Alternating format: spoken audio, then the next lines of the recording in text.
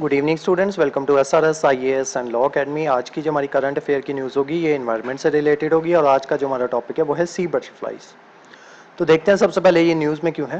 तो एक रिपोर्ट के अनुसार जो आपकी सी बटरफ्लाइज जो है उनकी पॉपुलेशन जो है वो सदर्न ओशन में काफ़ी ज़्यादा श्रिंक कर रही है ड्यू टू क्लाइमेट चेंज की वजह से उनकी पॉपुलेशन जो है वो काफ़ी ज़्यादा अमाउंट में डिक्रीज हो रही है, which makes them extremely vulnerable. तो उनको जो है एक्सट्रीमली वल्नरेबल जो है ये बना देता है। अब देखते हैं सी बटरफ्लाइज के बारे में। सी बटरफ्लाइज जो है इनका साइंटिफिक नेम है थैकोसोमेटा और ये सब ऑर्डर में से पाई जाती हैं, सब ऑर्डर ऑफ सी स्नेल्स, जिनको कहा जाता है शेल्ड टेरोपॉड्स। इनके फीट जो होते हैं ये मस्कुलर होते हैं ताकि ये जो है वाटर के ऊपर स्विम कर सकें और साथ ही साथ ग्लाइड कर सकें on solid surfaces. Sea butterflies are holoplanktonic organisms, वो ऑर्गेनिज्म जो अपना सारा लाइफ जो है वो फ्लोट करते हुए या ड्रिफ्ट करते हुए या वीकली स्विम करते हुए पानी के ऊपर बिता देते हैं। They spend their entire life cycle in the water column, तो पूरा अपना लाइफ साइकिल जो है ये वाटर के ऊपर ही बिताते हैं। They are found in the all oceans but are more diverse and abundant in colder waters. तो ज्यादा जनरली ये सारे ओशंस में ही पाए जाते हैं, लेकिन ज्यादातर जो है ये कोल्डर वाटर्स में जो है ये पाए जाते हैं। Sea butterflies have bilateral symmetry and coiled and uncoiled shells of various shapes and sizes.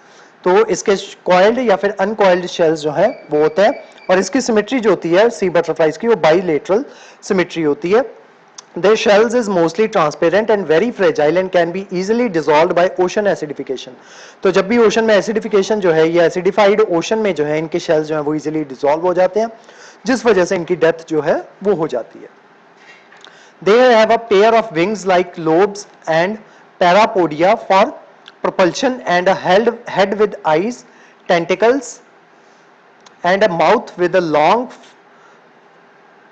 proboscis to capture prey. ठीक है, तो ये सारे जो हैं इसके फीचर्स होते हैं, इसके टेंटिकल्स होते हैं, इसके हेड्स के ऊपर इसकी आईज होती हैं और ये जो है इनके लॉन्ग प्रोबॉसिक्स जो है ये होते हैं माउथ के ऊपर, ताकि ये अपने प्रे जो है शिकार जो है उसको कैप्चर कर सके। दे हैव अ रिड्यूस्ड और absent Gill and rely on their body surface for gas exchange. तो इनकी बॉडी में जो गिल्स जो होते हैं वो या तो एब्सेंट होते हैं या फिर काफी छोटे साइज में होते हैं। तो इनके अपनी बॉडी के ऊपर ही जो है रिलाई करना पड़ता है ताकि ये सरफेस के साथ जो अपनी गैसेस जो है ये एक्सचेंज कर सके। अब इंपॉर्टेंस देखते हैं। They are major food source for many fishes हो गई या आपके सी बर्ड्स हो गए या वेल्स हो गई या दूसरे मैरीन एनिमल्स हो गए, उनके लिए एक तरीके का फूड सोर्स है। They also play a key role in the transporting carbon from the surface to the deep oceans through their shells and fecal pellets. तो ये अपने शेल्स के थ्रू जो है कार्बन को जो है डीप ओशंस में जो है वो ट्रांसफर करते हैं। तो इस तरीके की आपकी सी बटरफ्लाइज जो है वो नजर आती हैं। ठीक है, ये आप देख सकते हो ट्रांसपेरेंट शेल है इसका और ये टेंटिकल्स हैं इसके हेड के ऊपर। ठीक है, तो इस तरीके की आपकी सी बटरफ्लाई जो है वो नजर आती है। अब क्लाइमेट चेंज जो है वो सी बटरफ्लाई की पॉपुलेशन को किस तरीके से इंपैक्ट करता है वो देखते हैं। सबसे पहले ओशन एसिडिफिकेशन जो है वो किस तरीके से इंपैक्ट करती है। ओशन एसिडिफिकेशन क्या करती है, इंक्रीज कर देती है जब कार्बन डाइऑक्साइड जो है उसकी अमाउंट जो है वो इंक्रीज हो जाती है या ज्यादा अमाउंट में ओशन जो है उसको एब्जॉर्ब कर लेता है, उस वजह से वो ओशन जो है वो हाईली एसिडिक जो है वो बन जाता है। हाईली एसिडिक बनने की वजह से क्या हो जाता है कि जो कार्बोनिक आयंस जो होते हैं उनकी अवेलेबिलिटी जो है वो रिड्यूस हो जाती है। कार्बोनिक आयंस ही जो है वो शेल की फॉर्मेशन करते हैं और उनको उनकी मेंटेनेंस के लिए जो है कार्बोनिक आयंस जो होते हैं, कार्बोनेट आयंस जो होते हैं वो इंपॉर्टेंट होते हैं। तो जब आपका ओशन जो है वो एसिडिफाई हो जाता है तो वो जो है कार्बोनेट आयंस जो है वो नहीं बन पाते, जिस वजह से जो शेल जो है वो डिसॉल्व हो जाता है, वो शेल भी जो है नया शेल जो है वो नहीं बन पाता।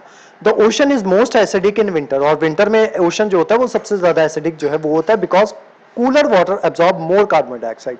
This means the winter months are most dangerous for the shell and sea butterflies. Sea butterfly shell can dissolve, weaken or deform. ठीक है, तो जब पानी आपका ठंडा होता है और वहां पे ज्यादा अमाउंट में कार्बन डाइऑक्साइड जो है वो अब्सॉर्ब हो जाती है, तो उस वजह से इनके शेल जो है वो ज्यादातर डिसॉल्व हो जाते हैं या वीक हो जाते हैं या डिफॉर्म हो जाते हैं। उसके अलावा increase vulnerability to predators, infection and stress. तो इस वजह से भी जो है इसकी एसिडिफिकेशन की वजह से ओशंस की तो इनकी पॉपुलेशन जो है उसके ऊपर काफी ज्यादा इंपैक्ट जो है वो पड़ता है। उसी के साथ साथ उनका मेटाबॉलिज्म जो है उसको अफेक्ट करता है, उनकी ग्रोथ जो है उसको अफेक्ट करता है, उनका रिप्रोडक्शन और सर्वाइवल जो है ओशन एसिडिफिकेशन की वजह से सर्दियों में जो है वो इफेक्ट करती है। हम नेक्स्ट देखते हैं गर्मियों में ओशन वार्मिंग की वजह से इनकी पॉपुलेशन जो है उसके ऊपर क्या इंपैक्ट पड़ता है। Rising of ocean temperature due to climate change, changes in distribution and abundance of sea butterfly, तो इनकी जो डिस्ट्रीब्यूशन है उसमें चेंजेस आ जाते हैं और जो अबंडेंस ऑफ सी बटरफ्लाई जो है उसमें भी चेंजेस जो है वो आ जाते हैं। Seek optimal thermal condition for development and survival, alter food availability and quality, food की अवेलेबिलिटी जो होती है वो कम हो जाती है और जो क्वालिटी होती है फूड की वो भी डिक्रीज हो जाती है, जिस वजह से ओशन करंट जो होते हैं और जो मिक्सिंग अफेक्टिंग सी बटरफ्लाई का जो ट्रांसपोर्ट जो होता है वो भी अफेक्ट जो है वो कर जाता है। तो इस वजह से जो इनकी पॉपुलेशन ऑफ सी बटरफ्लाई जो है वो और डिक्रीज हो जाती है। नेक्स्ट आते हैं ओशन डीऑक्सीजनेशन का क्या फर्क इफेक्ट जो है वो पड़ता है सी बटरफ्लाइज के ऊपर।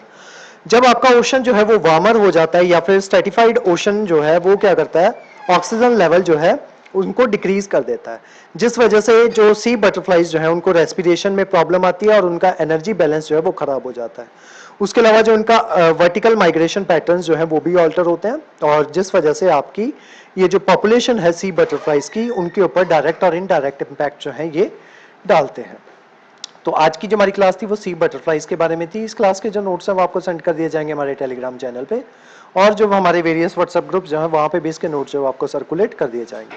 उसके अलावा हमारे वेरियस कोर्सेज के बारे में इन्फॉर्मेशन लेने के लिए आप स्क्रीन पे दिए नंबर पे कॉन्टैक्ट कर सकते हो।